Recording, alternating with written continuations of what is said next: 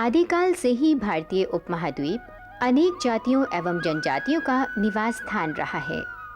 इन जनजातियों के अपने कुछ रीति रिवाज, खान पान, भाषा बोली, रहन सहन, परंपराएं एवं अन्य विशेषताएं हैं। इन्हीं में से एक जनजाति नवनिर्मित राज्य उत्तरांचल के देहरादून जनपद के पर्वतीय क्षेत्र जौनसार बावर के निवासी हैं। जौनसार बावर एक जनजाति क्षेत्र है। यहाँ खासा, राजपूत, ब्राह्मण, बाधी, सुनार, बाजकी, कोल्टा आदि जातियाँ रहती हैं और ये सभी जातियाँ जौनसारी अनुसूचित जनजाति के अंतर्गत आती हैं और उन्हें जौनसारी के नाम से जाना जाता है।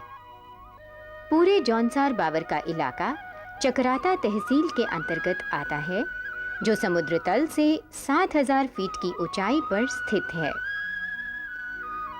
यह तहसील चकराता और कालसी दो विकास खंडों में विभाजित है। चकराता जिला देहरादून से 92 किलोमीटर की दूरी पर स्थित है। जौनसार बावर के नामांकन पर विद्वानों तथा यहाँ की जनता में विभिन्न मतामत हैं, परंतु सबसे तथ्यपूर्ण यही लगता है कि गढ़वाल से जमुना नदी पार होने के कारण यह क्षेत्र जमुना पार कहलाने लगा, जो कालांतर में जौनसार के नाम से जाना जाने लगा और सुदूर उत्तर में पावर नदी के कारण यह क्षेत्र बावर कहलाने लगा। इस प्रकार इस पूरे क्षेत्र का आधुनिक नाम जौनसार बावर पड़ा। एक लंबे संघर्ष के बाद जून 1967 में जौनसार बावर को जनजातीय क्षेत्र घोषित किया गया। इस क्षेत्र में 39 खते एवं 358 राजस्व गांव हैं। इस समय यहाँ की अनुमानित जनसंख्या 1,18,000 है। जौनसार बावर 2,95,440 एकड़ क्षेत्रफल में बसा है। यहाँ 36,647 एकड़ भूमि कृषि योग्य है, जिसमें 3,818 एकड़ सिंचित एवं 32,829 एकड़ असिंचित भूमि है। शेष भूमि या तो बंजर है या उस पर वन खड़े हैं।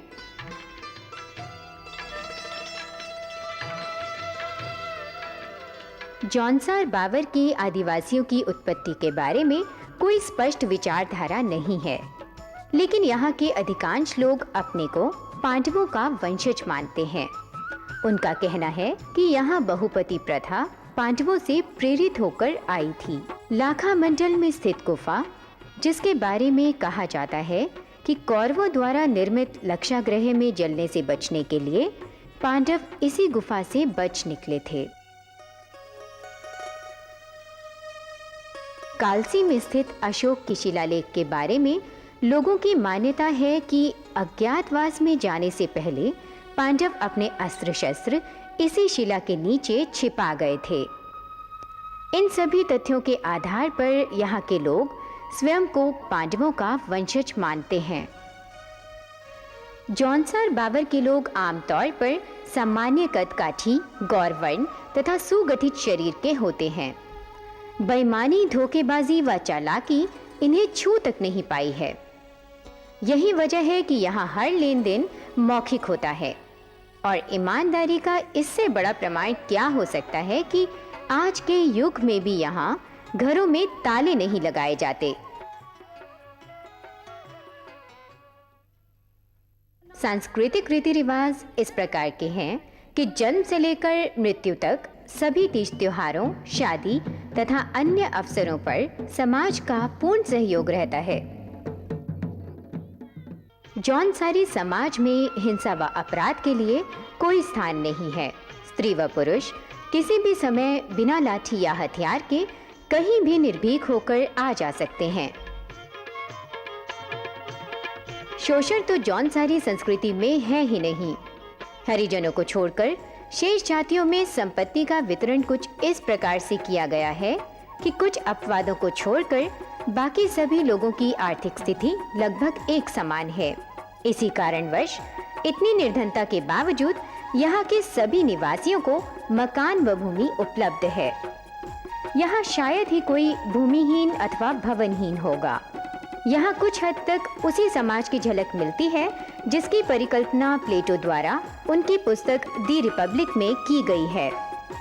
उसका मूल स्वरूप वास्तव में यही देखने को मिलता है। वसुधैव कुटुंबकम की महत्वता को समझना हो तो जॉन सार बावर के लोगों की पारिवारिक संरचना पर दृष्टि डालिए। आज के युग में भी यहाँ संयुक्त परिवार की प्रथा चली आ रही है। परिवार का मुखिया अपने परिवार का संचालन करता है और परिवार का सारा भार उसी पर होता है। सुप्रसिद्ध लेखक D.N. मजूमदार और R.N. सक्सेना के अनुसार जौनसारी समाज में बहुपति परिवार की परंपरा थी, जहां कई भाई मिलकर एक पत्नी से विवाह करते थे और साथ में रहने के लिए पत्नी के प्रति किसी भी पति का विशेष अधिकार नहीं होता था। उनका मानना था कि परिवार की अचल संपत्ति का विभाजन रोकने के लिए यह प्रथा परिवार में भाइयों को एक सूत्र में जोड़ने का विश्वास करती थी। परिवार में सुरक्षा की भावना से जिससे कोई स्त्री, बच्चा, भाई, वृद्ध अपने को असहाय व असुरक्षित ना समझे। हालांकि नौकरी पेशा व व्यक्तिगत व्यवसाय की संभावनाओं के चलते इस प्रथा में कमी आ गई है। सुप्रसिद्ध लेखक G.S. भट्ट के अनुसार जौनसारी समाज में महिलाओं को पारिवारिक मामलों के निर्णय लेने में उनकी भागीदारी एवं स्थिति कमजोर है। यहाँ तक कि उनका अपने पति की संपत्ति में भी कोई अधिकार नहीं होता। हालांकि आज के बदलते परिवेश में पुरुषों व महिलाओं दोनों को पारिवारिक निर्णय लेने में समान अधिकार प्राप्त हैं। जौनसार बावर के आदिवासी अपने पारंपरिक पोशाकों के लिए विशेष रूप से जाने जाते हैं। यहाँ के पुरुष झंगेल यानी कि चूड़ीदार पजामा, खुले या बंद गले का कोट या कमीज व सिर पर सूती या ऊनी गोल व नुकीली टोपी पहनते हैं। स्त्रियां लहंगा, घाघरा, कुर्ती व मिर्जाई कमीज पहनती हैं और सिर पर बड़ा सा रुमाल, जिसे जौनसारी भाषा में ढाटू कहा जाता है, बांधती हैं। स्त्रियों की यह पोशाक बहुत आकर्षक है और यहाँ की गौरांगनाओं पर फप्ती भी खूब है। परंतु नई पीढ़ी के युवक युवतियाँ समय एवं शिक्षा के प्रभाव में आकर पैंट कमीज व सलवार कुर्ता भी पहनने लगे हैं। जौनसार बावर की महिलाएं अपने गहनों के लिए भी विशेष रूप से जानी जाती हैं। वे आमतौर पर नाक में नथ और बुलाक, कान में मुर्किया, गले में कंठी एवं सूच तथा अन्य आभूषण भी पहनती हैं। आज के बदलते परिवेश में सामान्यतः युवतियां पारंपरिक गहनों को त्याग कर आधुनिक गहने भी पहनने लगी हैं। हिमालय की गोद में जौनसार बावर का यह अंचल अपनी धार्मिक परंपराओं के लिए प्रसिद्ध है। वैसे तो यहाँ अनेकों देवी देवताओं के छोटे बड़े मंदिरों का बाहुल्य है, परंतु यहाँ के लोग महासु देवता को ही अपना कुल देवता एवं संरक्षक मानते हैं। आमतौर पर देवता की आराधना प्रातः समय में बाजे गाजे के साथ होती है।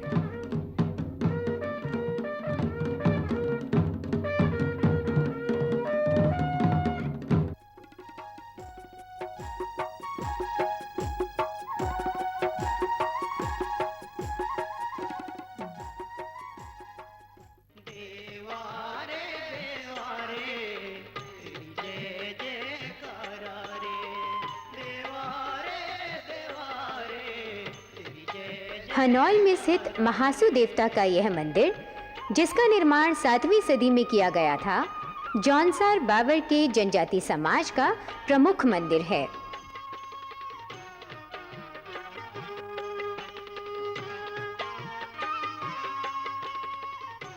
यहाँ श्रद्धालु हजारों की तादाद में दर्शन हेतु आते हैं।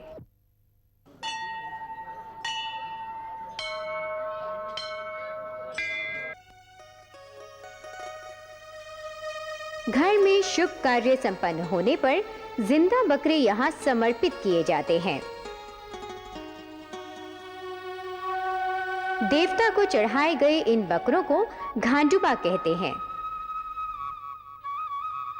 देवता को चढ़ाए जाने वाले इन बकरों को अपने खेतों में चरने से कोई नहीं रोकता। कहा जाता है कि इनके चरने से अनाज के उत्पादन में बढ़ोतरी होती है।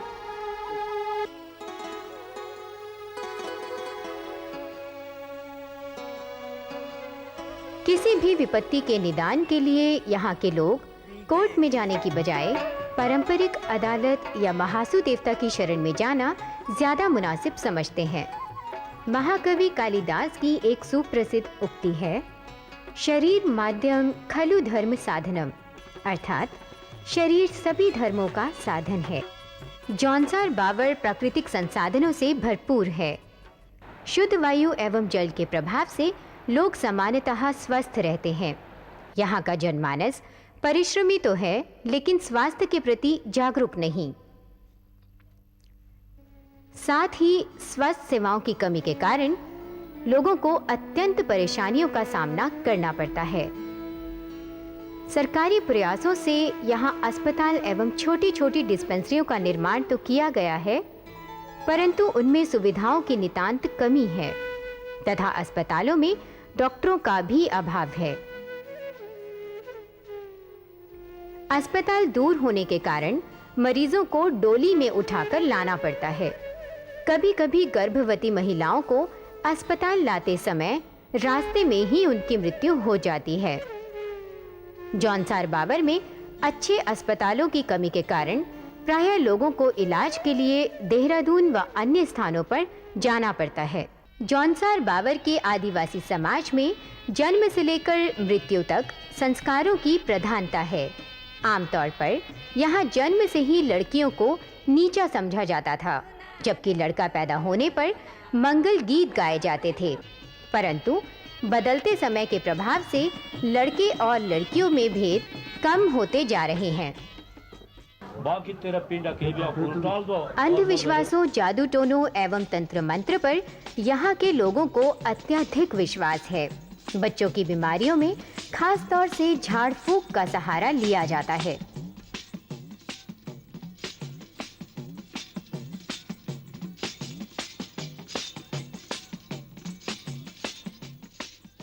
जौनसार बावर में विवाह संस्कारों की मुख्यतः दो प्रथाएं प्रचलित हैं। पारंपरिक हिंदू पद्धति, जिसे यहाँ की भाषा में फेरे की शादी कहा जाता है, और जौनसारी विवाह पद्धति। इन दोनों ही पद्धतियों में लड़के के पिता को लड़की के यहाँ रिश्ता मांगने जाना पड़ता है। जौनसारी पद्धति में बारात भी लड़की वालों की ओर से ही जाती है। दहेज के नाम पर लड़की को सिर्फ 5 बर्तन उपहार स्वरूप दिए जाते हैं, जैसे घड़ा, परात, थाली, लोटा एवं गिलास। इस समाज में विवाह के पश्चात ससुराल में महिलाओं को रैंती कहा जाता है और उसे ससुराल वालों के तौर तरीकों के अनुसार मर्यादित व्यवहार करना पड़ता है। यदि यही महिला ससुराल से अपने मायके आती है तो वहाँ उसे धैंती कहा जाता है और मायके में उसे स्वच्छंद व्यवहार की छूट होती है। परंतु आज के बदलते सामाजिक ढांचे में यह प्रथा प्रचलन में नहीं है। जौनसार बावर की महिलाएं अत्यंत परिश्रमी, ईमानदार व धर्म भीरू हैं। जौनसारी कृषि व पशुपालन की वे रीढ़ हैं। कृषि कार्य में महिलाओं की भागीदारी पुरुषों की अपेक्षा कहीं भी कम नहीं है। जौनसार बावर के जनजातीय समाज में आज की युवा पीढ़ी क्रिकेट एवं वॉलीबॉल पर कुछ ज्यादा ही ध्यान दे रही है। हालांकि ग्रामीण इलाकों में कुछ परंपरागत खेल भी खेले जाते हैं। छोटी छोटी बच्चियों द्वारा जो यह खेल खेला जा रहा है, इसे स्थानीय भाषा में गेरा कहते हैं।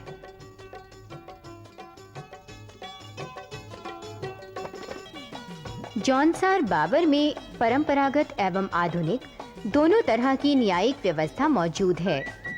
यहाँ व्यक्तिगत झगड़ों व विवादों के निपटारे के लिए खुमरी की बैठक बुलाई जाती है।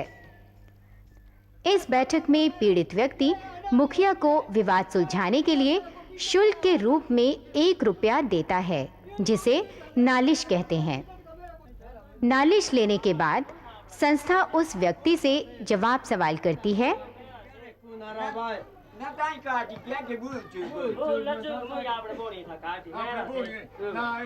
बैठक में उस व्यक्ति को दोषी पाए जाने पर संस्था उस व्यक्ति पर आर्थिक दंड लगाती है।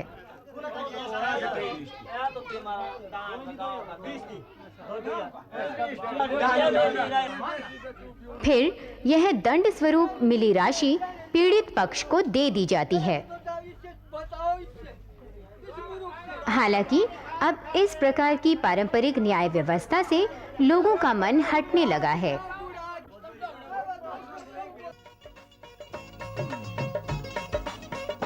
जौनसार बावर के आदिवासी समाज में ठुमकिया, बराड़ी, गंडिया, रासो, जंगबाजी, पांडव नृत्य और झैता आदि प्रकार के लोक नृत्य प्रसिद्ध हैं।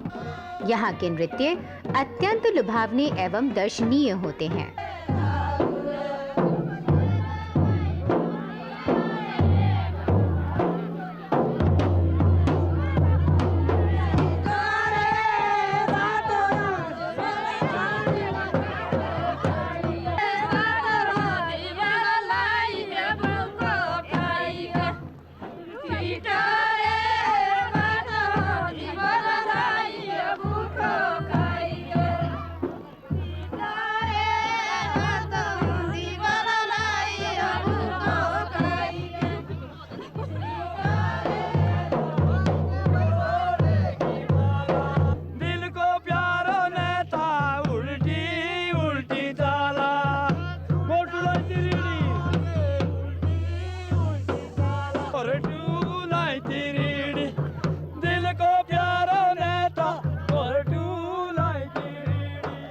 अतिथि सत्कार की भावना इस समाज में इस कदर कूट-कूट कर भरी हुई है कि कभी-कभी अपने मेहमानों को चाय पिलाने का काम चाय नृत्य के द्वारा किया जाता है।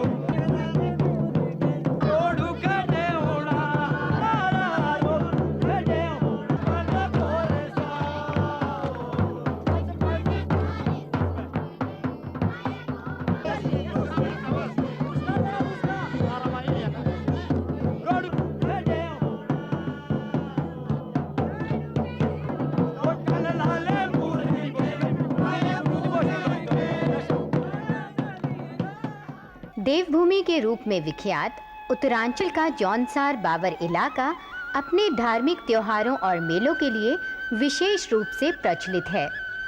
बिस्सू, जागड़ा, नुणाई, दिवाली, पांचों के मेले और माघ त्योहार प्रमुख हैं। माघ का त्योहार 11 या 12 जनवरी से प्रारंभ होता है। उस दिन बकरा काटा जाता है। बकरे का मांस साफ करके रस्सियों में टांग दिया जाता है और फिर अपने घरों में बुलाकर सामूहिक भोजन, गान व नृत्य किया जाता है।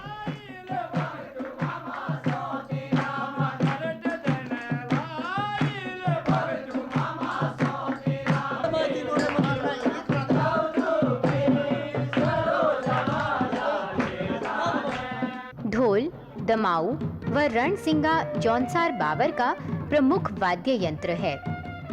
यहाँ यह कहावत है कि ढोल व दमाऊ ना होते तो पूरा इलाका ही वीरान होता। हनोल स्थित महासू देवता के मंदिर, लाखा मंडल में स्थित मंदिर एवं क्षेत्र के प्राचीन घरों में बने चित्रों को देखकर ऐसा लगता है कि जौनसार बावर में चित्रकला प्राचीन काल से ही मौजूद है।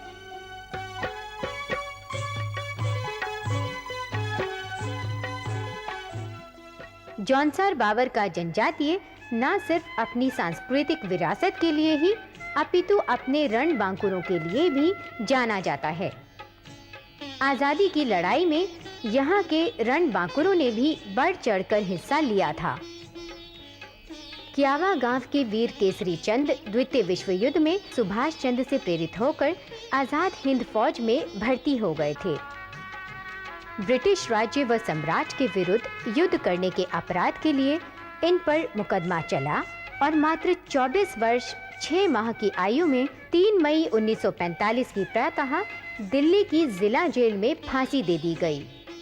वीर केसरी ने अंतिम इच्छा पूछने पर कहा था, देश की शीघ्र आज़ादी व कफन के लिए खादी का प्रयोग। वीर केसरी की याद व सम्मान में रामताल गार्डन में स्थापित उनकी मूर्ति पूरे जौनसार बावर के जनजातीय समाज को गौरवान्वित करती है। यहाँ प्रत्येक 3 मई को मेला भी लगता है, मगर दुख की बात यह है कि शहीद केसरी की याद में बने इस ऐतिहासिक स्थल की देखभाल नहीं के बराबर है। जौनसार बावर का जनजातीय समाज मूल रूप से कृषि पर आधारित है।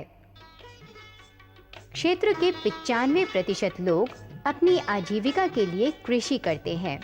यहाँ कृषि पारंपरिक साधनों अर्थात बैलों से की जाती है। आलू, टमाटर, अदरक, प्याज आदि यहाँ की मुख्य सब्जियां हैं। गेहूं, धान, मक्का, मुंडवा आदि फसलें यहाँ के लोग पैदा कर अपनी जीविका चला रहे हैं। सरकारी सहायता से यहाँ सिंचाई के साधनों का प्रसार होने के कारण यहाँ सिंचित भूमि बड़ी है। पशुपालन भी यहाँ की अर्थव्यवस्था का प्रमुख आधार है। इन सभी पारंपरिक आर्थिक स्रोतों के अतिरिक्त क्षेत्र में काफी लोग अपनी आर्थिक स्थिति सुधारने में प्रयासरत हैं। किसी राष्ट्र की सबसे बड़ी शक्ति, सबसे बड़ी धरोहर उसके नागरिक ही होते हैं। जितने ही उन्नत, शिक्षित व चरित्रवान उसके नागरिक होंगे, उतना ही महान वह राष्ट्र होगा। जौनसार बावर में सरकारी स्वयंसेवी संस्थाओं एवं कुछ पब्लिक स्कूलों के माध्यम से शिक्षा का प्रचार प्रसार तो हो रहा है, लेकिन अभी उतना नहीं जितना होना चाहिए। इस जनजातीय समाज की मुख्य भाषा जौनसारी है। यहाँ ओखली को स्थानीय भाषा में गुत्तू, हल्दी को हईद और मूसल को मूसो कहा जाता है। यहाँ की ना अपनी कोई लिपि है और ना ही साहित्य। यहाँ संपूर्ण लेखन कार्य हिंदी में किया जाता है। जौनसार बावर के जनजातीय समाज का बनों के साथ चोली और दामन का साथ है। बनों के बिना यहाँ के लोगों के जीवन यापन की बात करना बेईमानी होगी। जनजातीय समाज की सुबह से शाम तक की पूरी दिनचर्या ही बनों पर आधारित है।